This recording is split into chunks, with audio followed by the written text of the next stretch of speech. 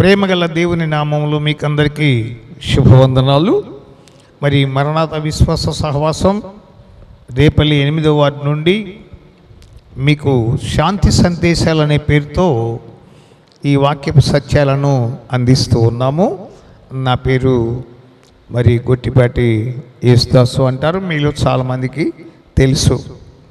మనం ఇంతకుముందు ఎపిసోడ్లో సిలువలోని 7 మాటల వివరణలో 4 ముఖ్యమైన మాటలు ధ్యానం చేశాం. మొదటిది క్షమాపణ, రెండవది చేర్చుకొనుట, మూడవదిగా మరి బాధ్యత, నాలుగవది స్పందన. ఈ 4 మాటల వివరణలో మనము ప్రభు యొక్క మనోభావాలు మనం సిలువలో నేర్చుకున్నాం. ఇప్పుడు 5వ మాటలోకి మనం వద్దాం. మార్కు శుభవార్త 15వ అధ్యాయం 34వ వచనాన్ని మనం చూస్తే, నా దేవా నా దేవా నన్నేలా చేయి విడిచితివి. చాలా ముఖ్యమైన విషయం. ప్రభు త్రిత్వములోని ఒక భాగంగా ఉన్నాడు. తండ్రి, కుమార, పరిశుద్ధాత్మలలో మానవ రక్షణార్థమై మరి శరీరాకారిగా వచ్చినటువంటి యేసు అనే నామధేయుడు ఈయన యోహాను 17వ అధ్యాయము మరి 5వ వచనంలో చూస్తే, ఆరంభములో నీ దగ్గర నాకు ఏ మహిమ ఉందో ఇప్పుడు కూడా నన్ను ఆ మహిమతో మహిమపరచుము అని ప్రార్థన చేయుట గమనార్హం. అంటే ఇతడు మహిమయుతమైన దేవుడే, కానీ చెయ్యేందుకు విడిచిపెట్టావు అని అడగడంలో అర్థం ఏంటంటే, అతడు చెయ్యి విడువబడ్డాడు. అంటే మొదట తనకున్నటువంటి యొక్క మహిమను అతడు విడిచిపెట్టవలసి వచ్చింది. ఎందుకంటే దేవత్వములోని ఆ గొప్ప మహిమ, ఆ గంభీరత అతడు విడిచిపెట్టకపోతే దుష్టుల చేతికి అతడు అప్పగింపబడాడు. దుష్టుల చేతికి అతడు అప్పగింపబడితే మరి అతని మహిమను విడిచిపెట్టని ఎడల ఆ మహిమలో అతన్ని ఎవరు చంపలేరు. అపోస్తుల కార్యం 2:24 ప్రకారం మరణం అతన్ని బంధించి ఉంచుట సాధ్యము కనుక మరి దేవుడు మరణ వేదనలు నివారించి అతనిని లేపెను అని ఉంటుంది. ఇక్కడ హెబ్రీ 12:29లో కూడా మన దేవుడు దహించు అగ్ని అయి ఉన్నాడు అనే మాటను మనం చూస్తాం. ఈ దహించే అగ్ని చెత్త మీద పడితే కాలి బూడిదైపోతుంది.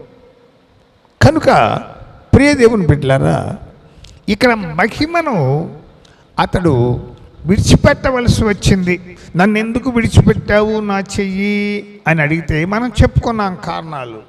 దేవుడు అతని మహిమను తన యొద్ద అట్టిపెట్టుకోకపోతే ఇతను ఎవరు చంపలేరు. ఆయన చావకపోతే మనకు రక్షణ లేదు. కాబట్టి దేవుడు అతన్ని అప్పగించాడు అని, అతన్ని నలగగొట్టడం అనేది ఆయనకి ఇష్టమైందని, తన ఒక్కగానొక్క కుమారుని మన కొరకు అప్పగించిన అనుభవాన్ని తండ్రి బిడ్డల సంబంధ బాంధవ్యంలో నుంచి పరిశుద్ధ గ్రంథంలో మనం చూస్తాం. ఇక్కడ మనం తండ్రి, కుమార, పరిశుద్ధాత్మ వేరు దేవుళ్ళని మనం చెప్పుకోవటానికి దారి లేదు. ఈ ముగ్గురు ఒకే విధమైన సూత్రంతో లోక కళ్యాణార్థమైన కార్యాలు చేసి ముగించారు. చూడండి, ఇక్కడ అంటున్నాడు, నా దేవా నన్ను ఎందుకు విడిచిపెట్టావు అని. విడిచిపెట్టాలి, ఆయన విజ్ఞాపనలు చేస్తూ ఉన్నాడు. దీనికి మనం ఆక్రందన అని పేరు పెట్టుకున్నాం. ఈయన ఎలాంటి ఆక్రందనలు చేశాడు? హెబ్రీ పత్రిక 5:7-10 వచనాల వివరణలో, శరీరాకారిగా ఉన్నప్పుడు తను కన్నీళ్లతో తన్ను మరణము నుండి రక్షింపగలవానికి ప్రార్థనలు యాచనలు చేసినందున అంగీకరింపబడను అనే మాట మనం అక్కడ చూస్తాం. ఒకటి, తనను తాను దేవునికి అంగీకృతంగా అర్పించుకున్నాడు. 2, తను చేసిన శిలువ యజ్ఞం ప్రజల రక్షణ కొరకు దేవుడు అంగీకరించేటట్లుగా. అంటే క్రీస్తు ద్వారా లోకములోని సకల ప్రజలను కుమారులుగా దేవుడు అంగీకరించేటట్లుగా మరి క్రీస్తు మరి విజ్ఞాపనలు చేశాడు. దేవుని బిడ్డలారా, మనము ఎవరమైనా ఒకవేళ శ్రమలలో ఉన్నట్లయితే లేక బలహీనతల్లో ఉన్నట్లయితే మనం కూడా దేవునికి పరిపూర్తిగా సమర్పించుకోవాల్సినటువంటి ఆవశ్యకత మన మధ్య ఉన్నది.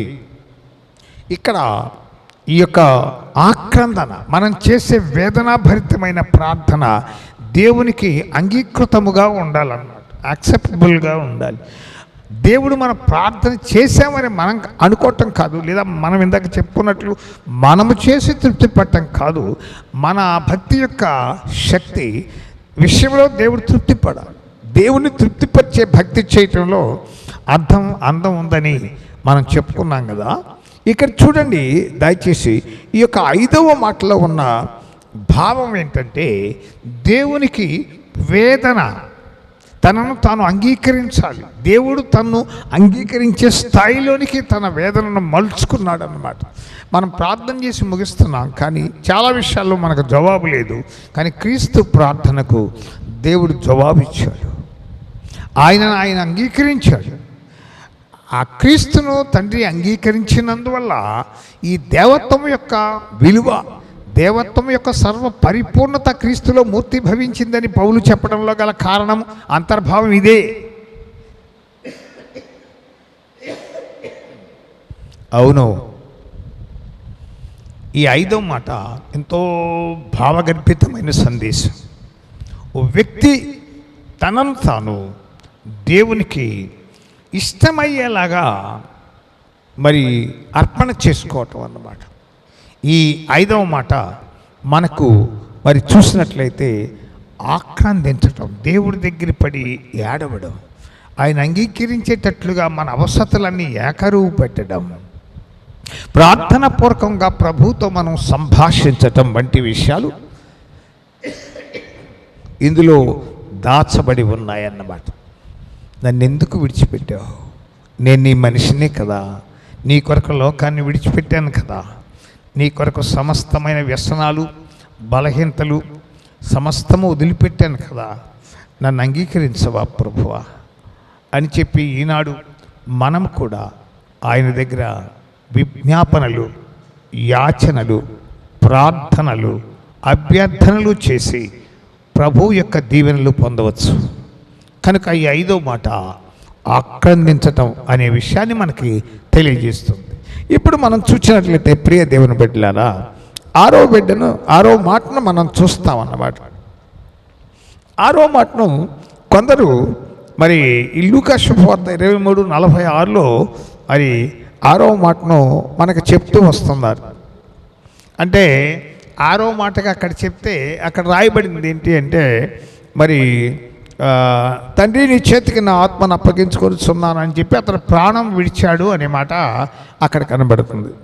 అందుకని నేనేమని చెప్తున్నానంటే, ఏదైనా ప్రభు సన్నిధిలో ఆయన మాట్లాడిన సందేశాత్మకమైన 7 మాటలే మరి 6వ మాటగా మనం ముందుగా చూడాలి అంటే యోహాను సువార్త 19:30లో మనం చూస్తాం. ఎందుకంటే అక్కడ సమాప్తమైనది అనే మాట కనబడుతుంది. సమాప్తమైనదని 7వ మాటగా మనం చెప్పుకున్నట్లయితే, ప్రాణం విడిచిన తర్వాత, అప్పగించుకొని ప్రాణం విడిచిన తర్వాత సమాప్తమైందని చెప్పలేరు కదా, చిన్న మార్పు అంతే. కనుక 6వ మాటగా యోహాను 19:30ని మనం ఇక్కడ చూసుకుందాం. ఈ 6వ మాట సమాప్తమైనది అంటే ఇంకా ఎవరు మానవ రక్షణ కొరకు ఎలాంటి శ్రమలు అనుభవించవలసిన అవసరం లేకుండా క్రీస్తు మరి మానవ రక్షణార్థమైనటువంటి శిలువ యజ్ఞాన్ని సంపూర్తి చేసి ముగించాడు అనేది ఈ మాట యొక్క భావం. చూడండి దయచేసి దీనికి మనం సంతృప్తి అని పేరు పెట్టుకోవాలి. ఆరంభం కంటే అంతము చాలా ముఖ్యమైనదన్నట్లు మరి పూర్తి చేయబడిన తర్వాత ఒక మనిషికి ఆ సాటిస్ఫాక్షన్, సంతృప్తి అనేది కలుగుతుంది. దయచేసి చూడండి, యోహాను సువార్త 17:4లో అంటాడు, చేయుటకు నీవు నాకు అప్పగించినటువంటి ఆ పనిని నేను సంపూర్ణముగా నెరవేర్చి భూమి మీద నిన్ను మహిమపరిచాను అంటాడు. ఈ సంతృప్తి కలగడానికి, సంతృప్తి యేసుక్రీస్తుకు కాదు, తనను పంపిన తండ్రి క్రీస్తు చేసినటువంటి యొక్క రక్షణ యజ్ఞమును బట్టి తండ్రి సంతృప్తి పడ్డాడు. నీ ఒక కుమారుడు అయితే నీ యొక్క సత్ప్రవర్తన నియమావళిని బట్టి నీ తల్లిదండ్రులు సంతృప్తి పడగలరా? నీవు నీ తల్లిదండ్రులను సంతృప్తి పరచగలవా? పరలోకమందు ఈ లోకములో ఉన్న తల్లిదండ్రులతో పాటు నీవు ఉద్యోగం చేయటానికి కంపెనీలో పనిచేస్తే నీకు యాజమాన్యం ఉంది, యజమానులు ఉన్నారు, యజమానుడికి నువ్వు భయపడతావు. కానీ ఎఫెసీ గ్రంథం 6:9 ప్రకారం యజమానులరా, మీకును మీ దగ్గర పనిచేయు వారికిని పరలోకమందు యజమానుడు ఉన్నాడని ఎరిగి వారి పట్ల న్యాయంగా ప్రవర్తించండి అంటాడు పౌలు. మనకు పరలోకంలో యజమానుడు ఉన్నాడు, ఆయనను సంతృప్తిపరిచే జీవనం మనకు అవసరం. ఈ లోక యజమానులకు లోబడి ఉండటం అవసరమే, కానీ ఫస్ట్ ప్రయారిటీ జీవము గల దేవునికి మనం ఇవ్వవలసినటువంటి వారమై ఉన్నాం. హెబ్రీ పత్రిక 10:10లో మనం చూస్తాం, యేసుక్రీస్తు యొక్క రక్తం ఒకసారి అర్పింపబడుట వలన ఆ చిత్తమును బట్టి మనం పరిశుద్ధపరచబడి ఉన్నాము. సంతృప్తి, మనం పాపము నుండి పరిశుద్ధతలోకి వచ్చి అక్కడ స్థిరపడ్డాము. తిరిగి పాపం వైపు చూడకుండా ఉండడానికి మనము ఒక విచిత్రమైన పవిత్ర లోకములోనికి లేదా ప్రాంగణంలోనికి మనము మలుపు త్రిప్పబడ్డాము అనేది ఇక్కడ సంతృప్తి. ఒకప్పుడు మనము దేవునికి వ్యతిరేకంగా జీవించిన లోకాన్ని చూడండి, ఇప్పుడు మనం ఎంత పొరపాటు చేశామో, ఎంత సమయాన్ని వృధా చేసుకున్నామో, ఎంతగా దేవుని స్తుతించవలసినటువంటి సమయాన్ని అన్ని పోగొట్టుకుని మన ఇష్టాన్ని నెరవేర్చుకుని దేవుని దుఃఖపరిచామో అనే విషయాలు మనకు చాలా బాగా అర్థమవుతాయి అన్నమాట.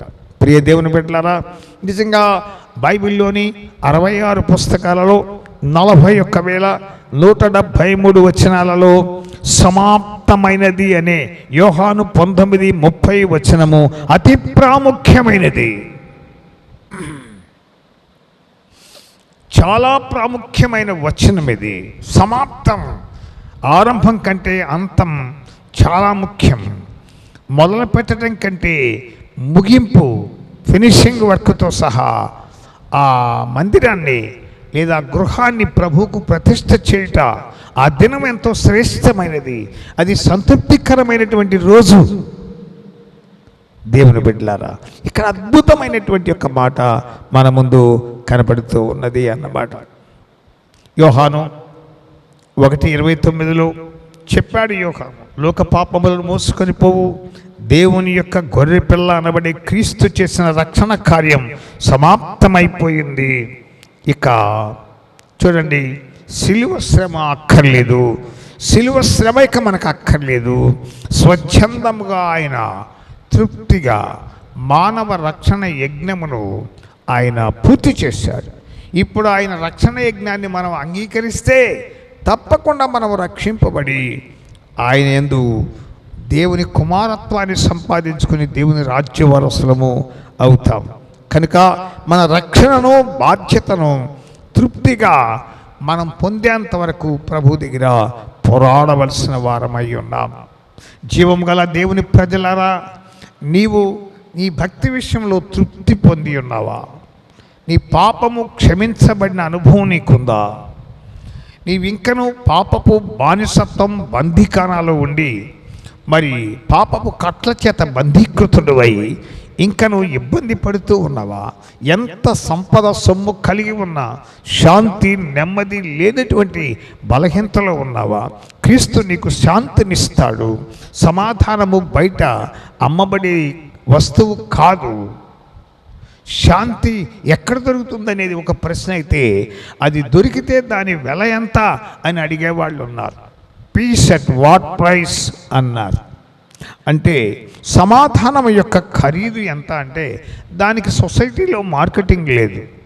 దానికి ఒక షాప్ అంటూ లేదు. ఏ షాపింగ్ మాల్లోనూ అది దొరకదు.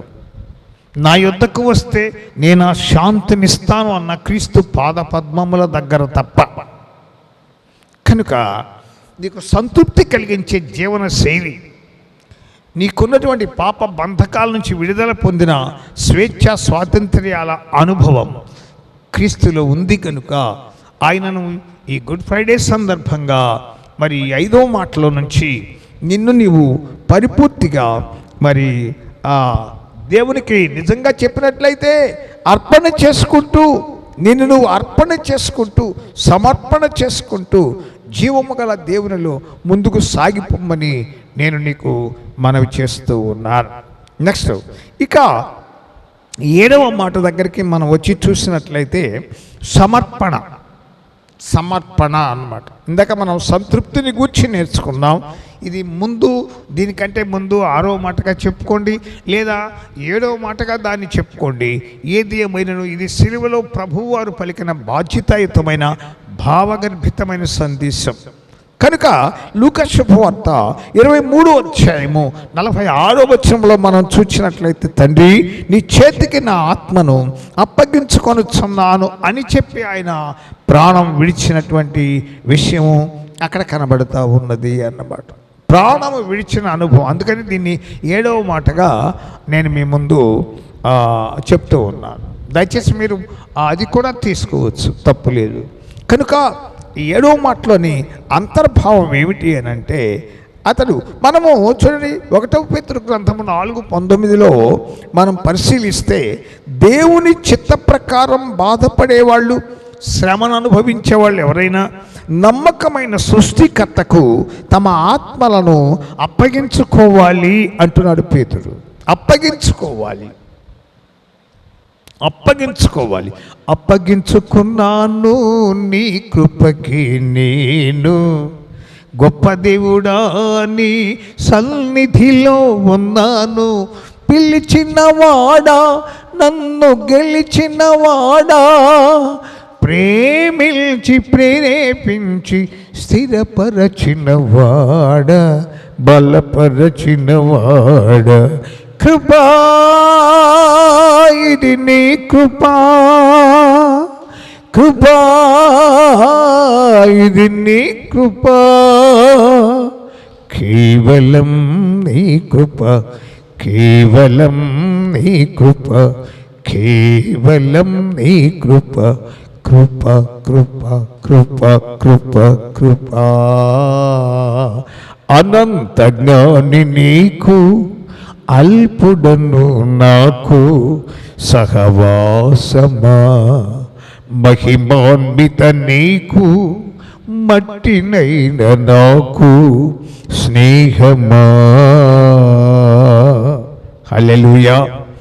2వ తిమోతి పత్రిక మరి 1వ అధ్యాయం 12వ వచనాన్ని మనం చూస్తే, ఆయన అప్పగించిన దాన్ని ఆ దినము వరకు, అంటే ఆయన రాకడ వరకు మరి కాపాడుగలడని, మనలో ఉండి ఈ పవిత్రమైన మార్గాన్ని కొనసాగిస్తూ పాపిష్టి లోకములో తొట్టుపడకుండా, తొలగిపోకుండా ఆయన రాజ్య వారసత్వానికి మనం ప్రవేశించు పర్యంతము మనలను చిట్ట చివరి వరకు కాపాడగల శక్తి సామర్థ్యాలను ఆయన మనకు అనుగ్రహిస్తాడని నేను నమ్ముతున్నాను అని అంటున్నాడు పౌలు తిమోతితో మాట్లాడుతూ.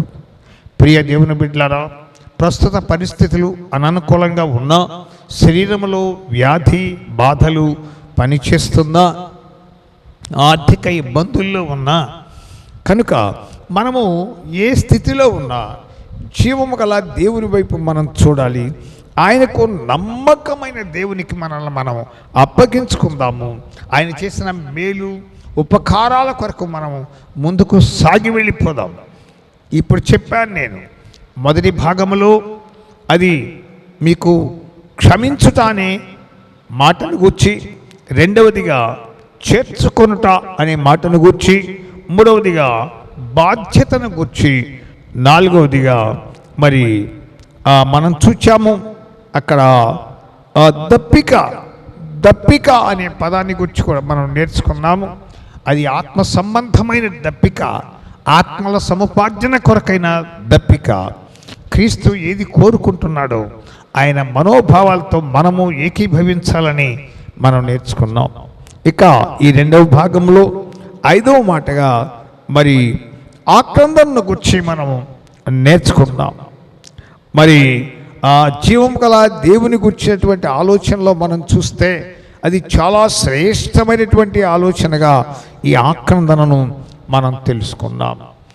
ప్రతి చిన్న విషయంలో దేవుడు అంగీకరించినంతగా ప్రార్థన విజ్ఞాపనలతో ప్రభును స్తుతించాలి మనం. అది ప్రభువు కూడా చేశాడు. మనం తర్వాత మరి 6వ మాటగా చూసినప్పుడు సంతృప్తిని గురించి మనం తెలుసుకుందాం. ఎందుకనంటే చేసి ముగింపులోనే సంతృప్తి పొందిన దేవుడు ఆ రక్షణ యజ్ఞాన్ని మనకు అప్పగించి వెళ్ళాడు.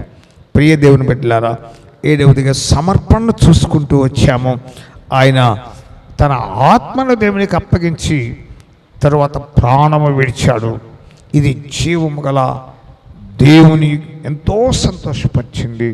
క్రీస్తు చేసిన ఈ యజ్ఞము మనందరికీ ఎంతో ఆదర్శప్రాయముగా ఉన్నది అన్నమాట. దేవుని ఆ సిలువలో ప్రభు చేసిన అమూల్యమైనటువంటి ఈ యొక్క ఆ సిలువలో తను శ్రమల మధ్యలో ఉండి మాట్లాడిన 7 మాటల వివరణ ప్రభు మనకు అందించి ఉన్నాడు. మీరందరూ ప్రభు కొరకు మరి మరి మీ బాధ్యతాయుతమైన ఆ కార్యాన్ని నెరవేర్చుతూ మరి ప్రభు నందు స్థిరంగా ఉంటూ మరి ఇతరులను కూడా ప్రభు పాదాల దగ్గర నడిపించే ప్రయత్నంలో ఉండండి.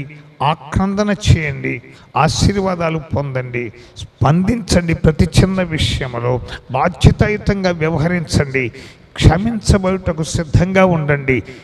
మరి క్షమాపణ పొందిన వారిని క్రీస్తు చేర్చుకుంటాడు కుమారులుగా కుమార్తెలుగా అనే సంగతిని మీరన్నడూ మర్చిపోబాకండి. మీతో మాట్లాడుతున్నటువంటి జీవము గల దేవుని మాట ద్వారా మీ హృదయాలలో అత్యద్భుతముగా ఆశీర్వాదకరముగా దేవుని మాటలు ప్రతిఫలింప చేయాలని నేను మనసారా కోరుకుంటూ ఉన్నాను. దేవుడి మాటల ద్వారా మిమ్మలను ఆశీర్వదించునుగాక. ప్రార్థన.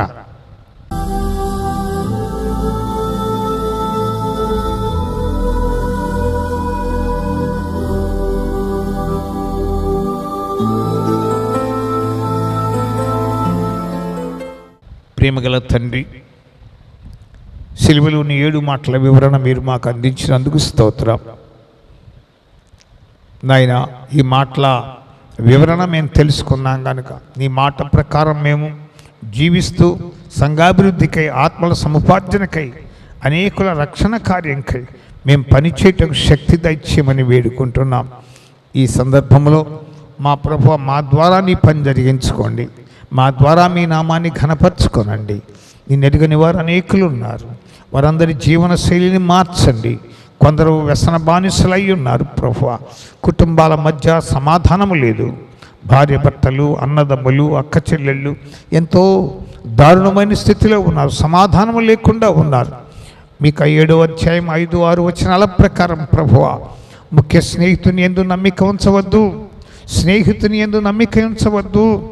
ఓ చివరికి నీ కౌగిట పండుకొని దాని ఎదుట కూడా నీ నోటికి కళ్ళెం పెట్టుకోమని చెప్పావు. ఎందుకంటే ఎవరి ఇంటి వారు వారే శత్రువులుగా ఉన్నారు నాయన. ఎవరి ఇంటికి వారే శత్రువులుగా ఉన్నారు. బయట శత్రుత్వం కంటే ఎవరి ఇంట్లో వారికి శత్రుత్వం పెరిగిపోయింది. అపవాది కుతంత్రాల మధ్య చిక్కుకొని ఉన్నారు.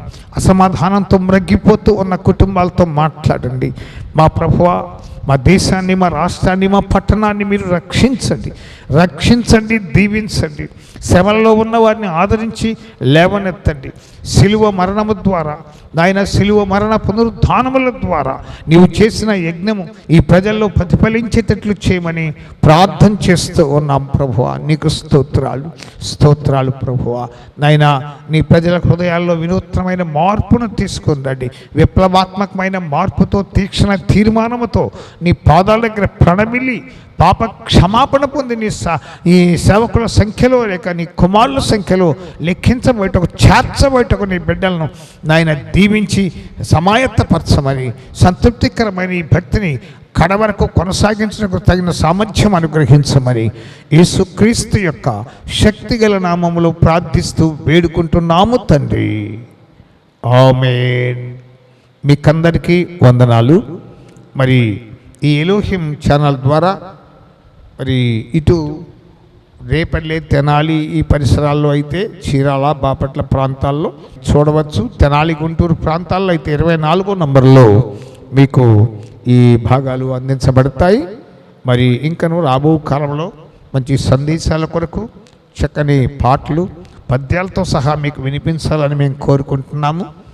రేపల్లె 8వ వార్డులోని మరణాత విశ్వాస సహవాసం తరఫున జరిగే పరిచర్యల కొరకు ప్రార్థించండి. మీరు ఏదైనా తెలుసుకోవాలి, ప్రభువును ఆరాధించాలి, నేర్చుకోవాలి ఇంకా అనుకున్నట్లయితే తప్పకుండా ప్రతి ఆదివారం ఉదయం 10 గంటలకు ఇక్కడ అందించే సందేశాల్లో పాల్గొనండి, దీవించబడండి. శుక్రవారం రాత్రి కూడా ఉపవాస ప్రార్థనలో పాల్గొనండి. ప్రభు మిమ్మల్ని దీవించునుగాక. ఆ విధంగా మీకు చెప్పాలనుకుంటున్నాను. మీకు ముఖ్య విషయం కూడా మీతో చెప్పాలని నా కోరిక ఉంది.